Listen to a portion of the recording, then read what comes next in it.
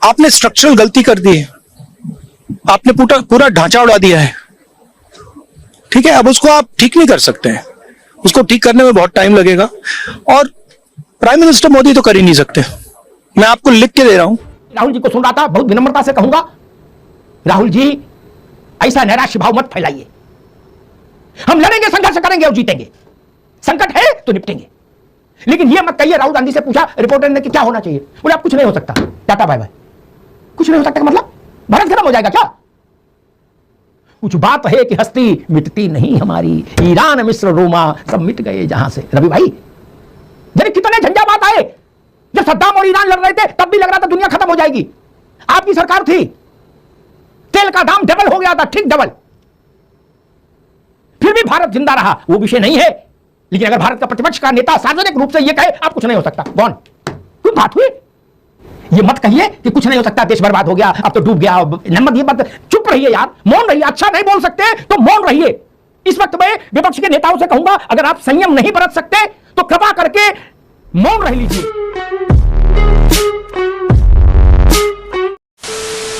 नमस्कार दोस्तों, स्वागत है आपका प्राइम डिबेट और अमिताभ अग्निहोत्री जी की बहुत ही जबरदस्त और बहुत ही धमाकेदार डिबेट वीडियो में। एक मौका चाहिए दोस्तों विपक्षियों को मोदी जी को घेरने के लिए, तो दोस्तों उन्हें तो मौके मिलते ही रहते। और तो दोस्तों इस बार तो दोस्तों मौकों की एकदम झड़ी लगी हुई है विपक्षियों के लिए। और एक लेटेस्ट मौका शाहबाज शरीफ पाकिस्तान के प्रधानमंत्री ने इन विपक्षों को दे दिया। तो दोस्तों पाकिस्तान के प्रधानमंत्री शाहबाज शरीफ ने एक ट्वीट किया कि वो ईरान और अमेरिका के युद्ध में मध्यस्थता करेगा।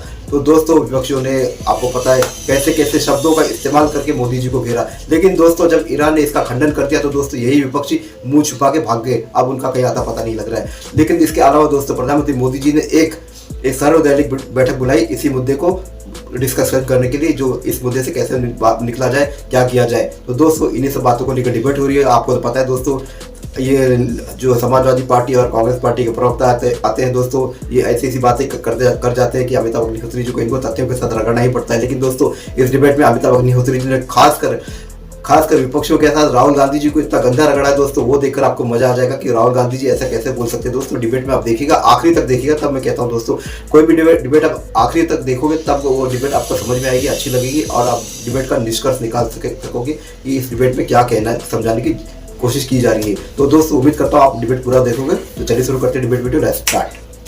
ये टीवी वाले भाई कैमरा इस ओर कर दो। तुम संकट है वो एक अध्याय। दूसरा अध्याय ये कि हर संकट के समय में भारत का विपक्ष हर उस घटना से एकदम चेहरा उसका खिल जाता है, चेहरे पे नूर आ जाता है कि जहां लगेगा भारत की थोड़ी किरकिरी हो गई, एकदम बल्ले बल्ले आजा नच ले, ये गाना बजने लगता है नेपथ्य में, आजा नच ले। अब रुक जाओ रवि प्रताप, हम ऐसे थोड़ी करा, अभी ज्यादा आपसे रिलाओगे मैं खोल दूंगा सारी पोल, तो रुक जाओ ना महाराज, आजा नच ले। ये क्यों होता? जैसे धर्मेंद्र भाई आप भी सुन लो, पाकिस्तान ने उसने शहबाज शरीफ ने एक ट्वीट किया,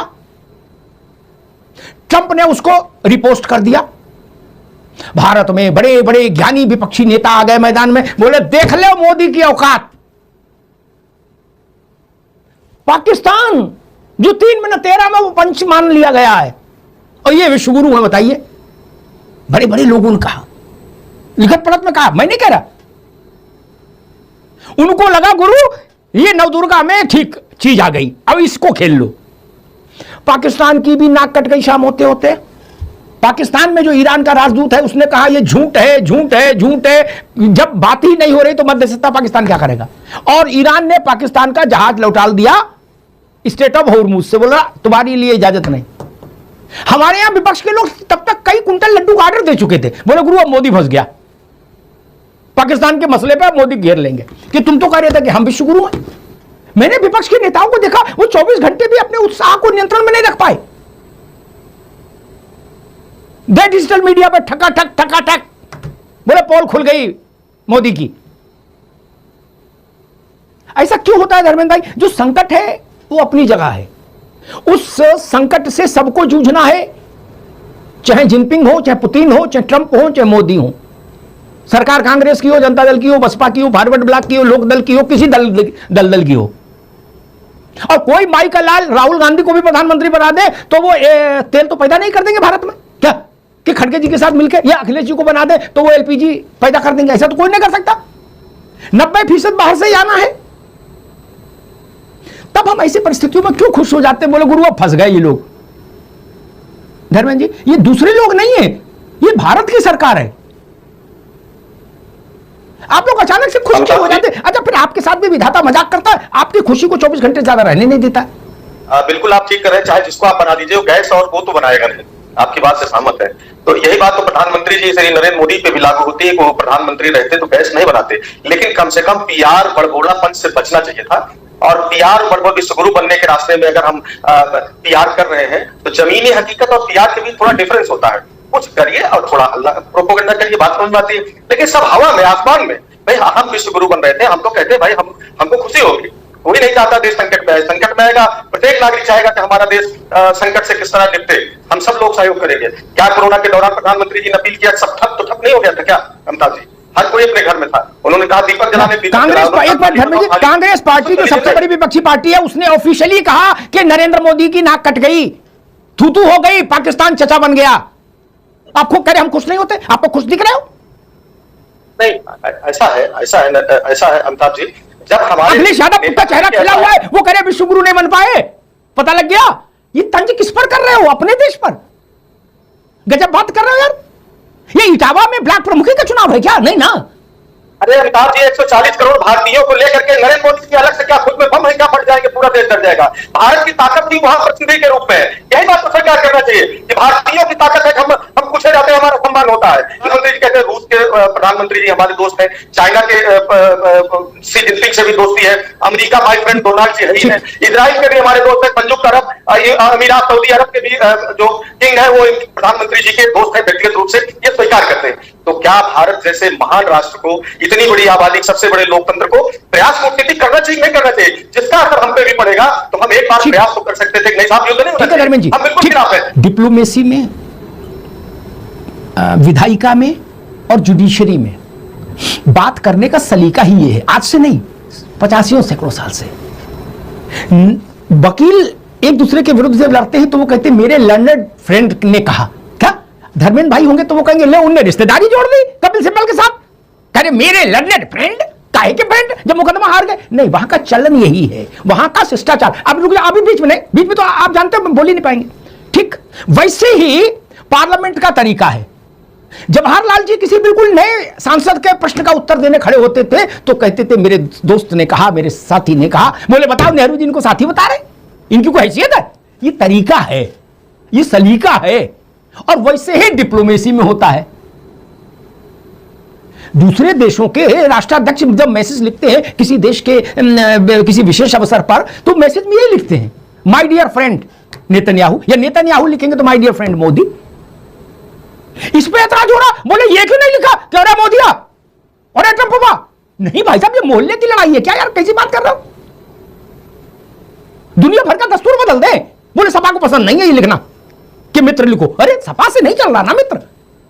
आप कभी कभी प्रधानमंत्री बनेगा तो आपको भी वही करना पड़ेगा जो हो रहा है। ये तू में बाहर हो सकती है राजनीतिक दलों में। जब आप ग्लोबल एरिना पर बात करते हो तो उसका सलीका और तरीका वेल एस्टेब्लिश्ड नॉर्म्स है, उन्हीं से हो चलेगा। इसलिए, और दूसरी बात जो कही जा रही थी, कल डोनाल्ड ट्रंप ने फोन किया, कहा जा रहा था भारत की तो कोई स्थिति नहीं है। कुछ लोग उत्साह में भारत और श्रीलंका को बराबर किए दे रहे थे। कल ट्रंप ने फोन किया ना, मैं इसीलिए कह रहा हूं कि भगवान भी विपक्ष की खुशी 24 घंटे नहीं रहने देता। ये प्रश्न समझना चाहिए, ये परिस्थिति समझनी चाहिए। आपने कहा कि फलानी जगह बैठक हुई थी ऑल पार्टी की तो प्रधानमंत्री बिहार चले गए थे, उनको ये पूछने का अधिकार नहीं है, लेकिन हमको तो है, हम तो बिहार नहीं गए किसी बैठक में, हमें बुलाया गया और हम बिहार चले गए हूं। तो मुझे तो ये अधिकार है कि मैं पूछूं कि हमारे देश के नेता प्रतिपक्ष लोकसभा में वो केरला छोड़ देते, आज प्रियंका गांधी चली जाती, वो वहां सांसद है, खड़गे जी चले जाते, कोई चले, लेकिन उनको रहना चाहिए था। अगर उनको परिस्थितियों की ज्यादा समझ है राहुल गांधी को, तो उनको रहना चाहिए था। नहीं, की जो सर्वदलीय बैठक हो रही है उसकी अध्यक्षता कर रहे हैं रक्षा मंत्री जी। रक्षा मंत्री जी से बेहतर तरीके से विदेश नीति को समझते हैं प्रधानमंत्री जी, और बेहतर तरीके से हरदीप पुरी जी जानते हैं तेल के मामलों में, लेकिन अध्यक्षता कर रहे हैं रक्षा मंत्री जी, प्रधानमंत्री तो नहीं जा रहे हैं। तो अगर कोई कमिटमेंट राहुल गांधी आप ये तो तय नहीं कर सकते विपक्ष में रहते हुए, ये आप कैसे तय कर दोगे? अध्यक्षता कौन करे? ये आप नहीं तय कर सकते।